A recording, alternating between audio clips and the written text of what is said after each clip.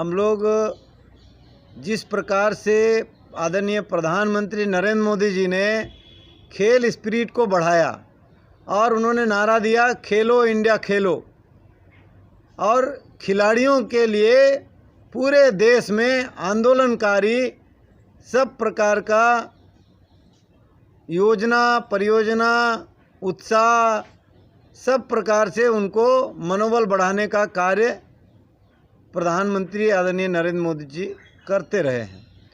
यहाँ आप देख रहे हैं कि दो लोग हमारे आजू बाजू बैठे हैं। एक राशिद खान जी हैं जो इंटरनेशनल गोल्फ प्लेयर हैं and he is about to go for the Olympic golf representative as Indian representative for golf, यानी गोल्फ खेलने के लिए भारत के प्रतिनिधि करने के लिए राशिद जी जाने वाले हैं ओलंपिक के अगले टूर्नामेंट में। लेकिन गोल्फ दिल्ली गोल्फ क्लब उनको खेलने नहीं देती है। उनको पहले कहा कि 1 घंटे खेलने देंगे, जबकि ये कम से कम 8-9 घंटे इनको रोज़ का प्रैक्टिस करना होता है। उसी प्रकार आप देख रहे हैं दाहिने साइड में ये जो बैठे हैं हनी बसोया, जो बहुत ही इंटरनेशनल खिलाड़ी हैं, वो भी उनके पिताजी रविंदर बसोया जी बैठे हैं। आज आप देखिए कि इस प्रकार के लगभग 18-20 खिलाड़ी हैं जिनको यहाँ दिल्ली गोल्फ क्लब वाले खेलने नहीं देते हैं। और जो लोग गोल्फ का ABCD नहीं जानते हैं उनको गोल्फ खेलने दिया जाता है, उनको मेंबर दिया जाता है, पैसे ले करके 5 लाख कुछ रुपया ले करके उनको मेंबर दे देते हैं। और 180 एकड़ ज़मीन कौड़ी के दाम में उनको लीज पे सरकार ने दिया है, केंद्र सरकार ने। वो ये सोचते थे केंद्र सरकार जब भी इनको दिया होगा कि यहाँ से इंटरनेशनल खिलाड़ी पैदा होंगे और भारत का गौरव विश्व में जाएगा, बड़े बड़े मेडल आएंगे, दुनिया का रिचेस्ट और डेवलप्ड कंट्री है उसको हम लोग बीट करके हरा के आएंगे तो हम लोग को भी गौरव होगा। परंतु आप देखिए ये 18 खिलाड़ी जिसमें जो नाम है आप देखिए, मैं नाम थोड़ा सा बोल देता हूँ। कपिल कुमार, शमीम खान, अजय बसोया, पवन वर्मा, वसीम खान, गुलफान गस्तराम, चेतन बसोया, रजत बसोया, रुद्रेश शर्मा, भरत शर्मा, निखिल शर्मा, रोहित शर्मा, सनी नागर, इमरान खान, अरुण कुमार, ऐसे ये तमाम खिलाड़ी हैं जो गोल्फ खेलने के लिए तरसते हैं, प्रैक्टिस करने के लिए तरसते हैं। और 180 एकड़ का ज़मीन अय्यास कहने के लिए अगर मैं कहूँ अय्यास का अड्डा तो शायद अतिशयोक्ति नहीं होगी। मुझे शर्म आती है ऐसे गोल्फ क्लब का जहाँ केवल मौज मस्ती, यानी वहाँ केवल विस्की एंड ब्रांडी और इंटरनेशनल ब्रांड का ये लीकर पीने के लिए और वहाँ सस्ते में खाना खाने के लिए, ये इसके लिए दिया है क्या? इतने बड़े लैंड को, इतना लुटियंस में आज अगर 180 एकड़ ज़मीन केंद्र सरकार को मिले तो वहाँ कोई हॉस्पिटल बनेगा और तमाम तरह का खेल का और चीज़ें बन सकता है। बहुत सारे स्किल इंडिया का ट्रेनिंग सेंटर खुल सकता है जिसमें रोज़गार मिल सकता है, तमाम तरह के काम हो सकते हैं, महिलाओं का सशक्तिकरण हो सकता है। और ये लोग, ये बिल्कुल बेशर्मगी की हद हो गई। This is kind of corruption. बड़े बड़े लोग एक ग्रुप बना के कुछ भी करें तो वो सही हो गया, और जो एक्चुअल में खिलाड़ी हैं वो अच्छे काम कर रहे हैं वो उनको वहाँ खेलने नहीं दे रहे हैं। क्यों? क्या वो गलत हैं? वो क्रिमिनल हैं? वो कोई डकैत हैं? कोई चोर हैं?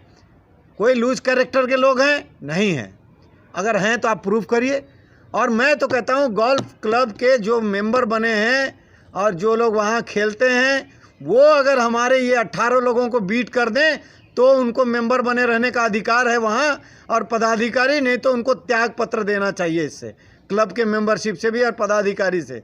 और RS बेदी जी, आप तो कान खोल के सुन लीजिए, अगर आप चला सकते हैं तो खेलो इंडिया खेलो, प्रधानमंत्री नरेंद्र मोदी जी का स्पिरिट को बढ़ाइए, और नहीं बढ़ा सकते हैं तो आप त्याग पत्र दीजिए तुरंत।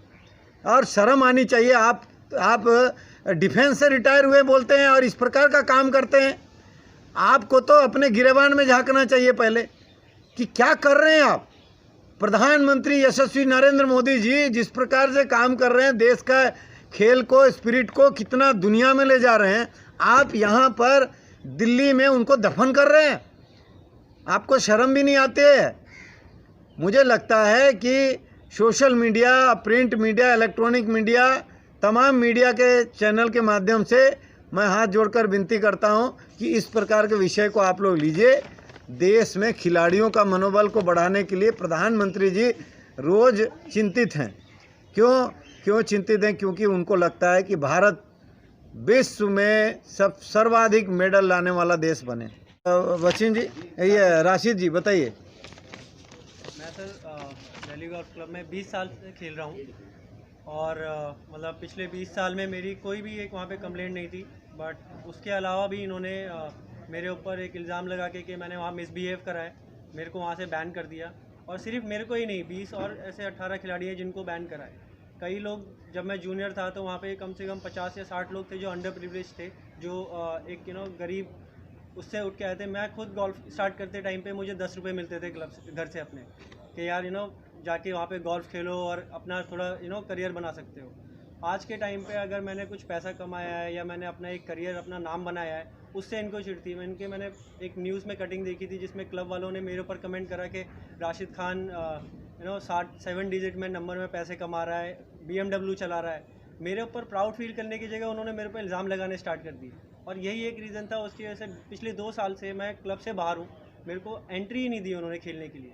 अब नेक्स्ट ईयर मेरा ओलंपिक है, मैं किस तरह से जहाँ वहाँ पे प्रैक्टिस करे बिना जाके परफॉर्म कर सकता हूँ, उसका कोई चांस नहीं। अगर खेलो इंडिया हम इतना बढ़ावा दे रहे हैं तो उसको थोड़ा गोल्फ पे भी ध्यान देना चाहिए कि गोल्फर भी है जो एक स्पोर्ट्समैन है और गोल्फ ओलंपिक में भी है। मैं एशियन गेम सिल्वर मेडलिस्ट हूँ और आज के टाइम पे मेरे को अभी भी कोई रिस्पेक्ट या कुछ भी नहीं है क्लब से। अगर मैं वहाँ जाता भी हूँ तो मेरे को वहाँ से धक्के मार के बाहर निकाल दिया जाता है। तो क्या सर, क्यों ऐसा कर रहे हैं क्लब वाले? कुछ बताया उन्होंने? क्लब वालों ने कोई मेरे को लेटर या कुछ भी नहीं दिया। उन्होंने सिर्फ ये बोला कि आपने यहाँ पे मिसबिहेव करा है और हम आपको यहाँ से बैन कर रहे हैं। अगर मैंने कोई मिसबिहेव करा तो आप मेरे को कोई लेटर या कुछ भी भेज सकते थे कि हम आपको 6 महीने के लिए बैन कर रहे हैं और ये कर रहे हैं। बट सिर्फ मैं एक गरीब रेखा से उठ के ऊपर आया था और वो एक इलाइट उनका हो जाता है कि हम गाड़ी चला रहे हैं और ये गाड़ी इसने भी ले ली है आज के टाइम पे, तो ये हमारा लेवल मैच करना चाहता है। वो चीज़ उनसे बर्दाश्त नहीं हुई। अब आप बहुत अच्छा बैन लगा। राशिद जी बहुत अच्छा, आप बताइए। आप वो 2002 से खेल रहा है, थोड़ा पीछे के लिए 6 मैच भी जीता है जी। पिछले 2 साल से हम सारे गेट से बाहर हनी बसोया जी, ठीक जी। है। और हम पैसे दे के खेलने भी गए थे, वहाँ पे पुलिस हमें पकड़ के ले जाती है, थाने के बाहर बैठा देती है। फिर थोड़ा उसको डाउन कर लीजिए, आवाज़ ब्रेक हो रहा है। मास्क पैसे दे के खेलने गए थे हम पिछले साल, तो वो कह रहे हैं हम तुम्हें पैसे दे के भी नहीं खेलने देंगे, ठीक है, और आपको हम गेट में कभी घुसने भी नहीं देंगे। अब ये बताओ कि हम कहाँ खेले? बहुत अच्छा, आप देखिए। तो सर, ये प्लेयरों के साथ ऐसा दुर्व्यवहार हो रहा है, आप देख सकते हैं। पैसे देके भी उनको खेलने दिया जा रहा है। और सुनने में तो ये भी बात आती है जिनका गोल्फ से कोई लेना देना नहीं है उनको मेंबरशिप दे रखी है और वो वहाँ पर गोल्फ खेल रहे हैं, और हमारे प्लेयर्स का ऐसा हाल हो रहा है। क्या है? देखिए, यही कारण है कि आप लोग देख रहे हैं कि मैं पूरे भारत के अनऑर्गेनाइज वर्कर्स, जिसमें ये खिलाड़ी भी अनऑर्गेनाइज में आते हैं, और जो कामगार हैं, जितने प्रकार के जो इनफॉर्मल वर्कर में, सब ये खिलाड़ी, सेल्फ एम्प्लॉयड, किसान, मजदूर, रेडी पटरी, घरेलू कामगार, ऐसे सब तरह के लोग आते हैं। और मेरे बारे में इनको पता चला कि एक आनंद साहू हैं जो असंगठित कामगार और ऐसे खिलाड़ियों के लिए लड़ाई लड़ते हैं।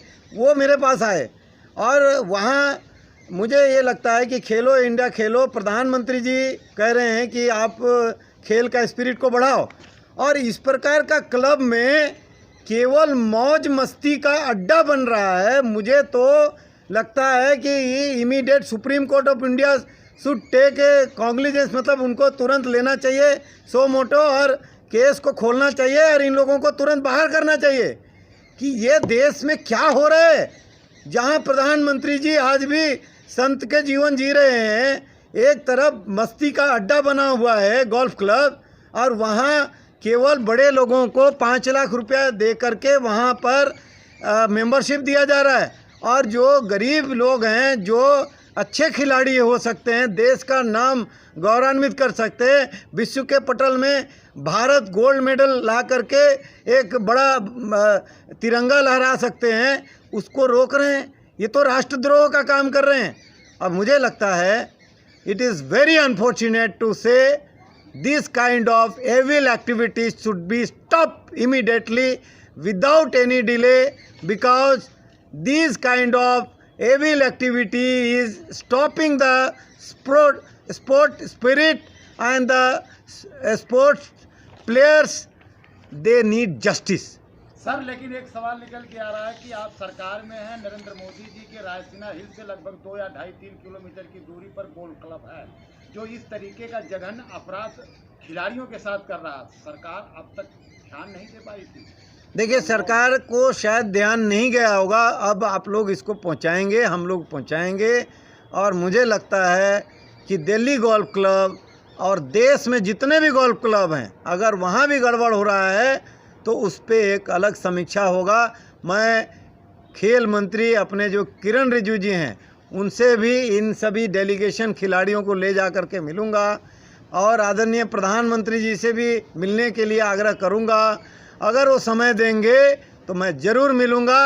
और प्रधानमंत्री आदरणीय नरेंद्र मोदी जी ऐसे प्रधानमंत्री हैं जो इस प्रकार के हरकत को कतई बर्दाश्त नहीं करेंगे, ये आप जान लीजिए। और जो वहाँ ये जो गोल्फ क्लब है उसका दूसरा एपिसोड है ये, वहाँ जो 66 मजदूरों को निकाला है उसको भी हम ज्वाइन कराएंगे आदरणीय प्रधानमंत्री जी, उस पर भी कार्रवाई जरूर करेंगे। यही बात कह के मैं अपनी वाणी को विराम देता हूँ। बहुत बहुत धन्यवाद।